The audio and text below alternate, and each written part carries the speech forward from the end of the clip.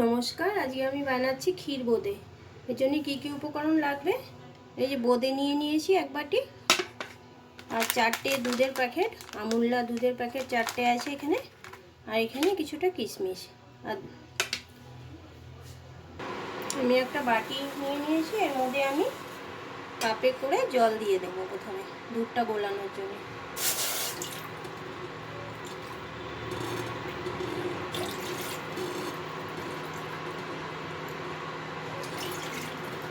আমি 4 কাপ জল দিয়ে দিচ্ছি মোট।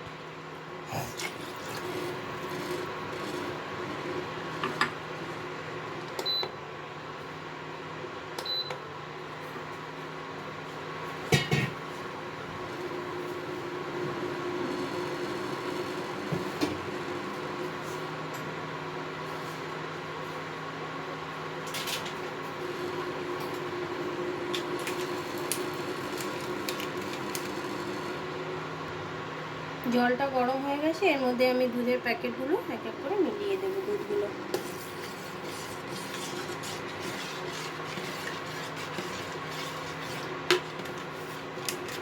আমি মোট 4 প্যাকেট দুধ, 10 টাকা দাম এগুলো, 4 প্যাকেট দুধ দিয়েছি। আপনাদের পরিমাণটা আপনাদের নিজেদের মতন করে নেবে, তখন বাড়িয়ে দিতে হবে, দুধ জল সব কিছুই বাড়িয়ে দিতে হবে।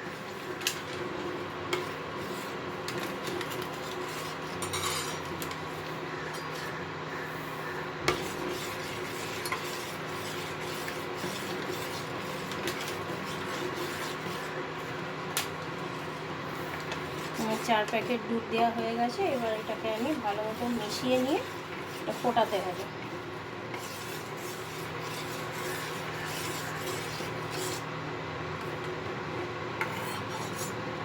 আর এটার মধ্যে আগে আমি দুটো এই এলাচ দিয়ে দিয়েছিলাম ফাটিয়ে, গন্ধের জন্য। দুধটা অনেকটাই গাঢ় হয়ে এসছে, এর মধ্যে আমি এখন এই গুড়ের বাতাসাটা দিয়ে দেবো। চিনির বদলে গুড়ের বাতাসা দেবো, কারণ এটার জন্য একটু কালারটা ভালো আসবে। বেশি দিচ্ছি না, বোঁদেতে তো এমনিই মিষ্টি হবে। বাতাসা এর মধ্যে ভালো মতো মিশিয়ে যাক, আর একটু জাল দিতে হবে।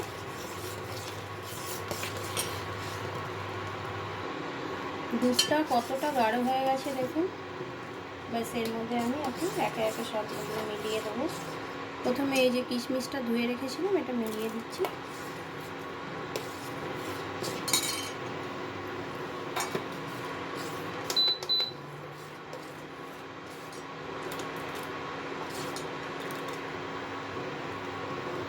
এবার এর মধ্যে আমি বোঁদেটা মিলিয়ে দেবো।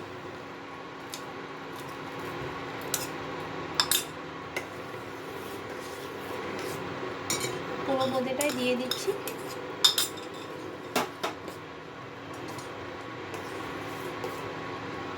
ব্যাস, এবার আমি এটাকে বন্ধ করে ফ্রিজে 1 ঘন্টা রেখে দেবো, তারপরে আমি সার্ভ করে দেখাচ্ছি।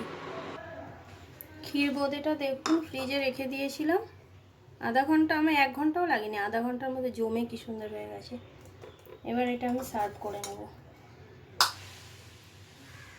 এটা খেতে খুব সুন্দর হয়, একবার হলেও বাড়িতে বানিয়ে দেখবেন। একবার আমি বানিয়েছিলাম তো সবার ভালো লেগেছিল, এই জন্যই আমি আবার বানিয়ে দেখাচ্ছি আপনাদের। এই যে এর উপর একটা কাজু দিয়ে দিলাম,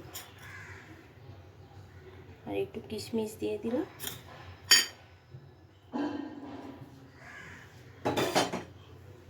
এই দেখুন,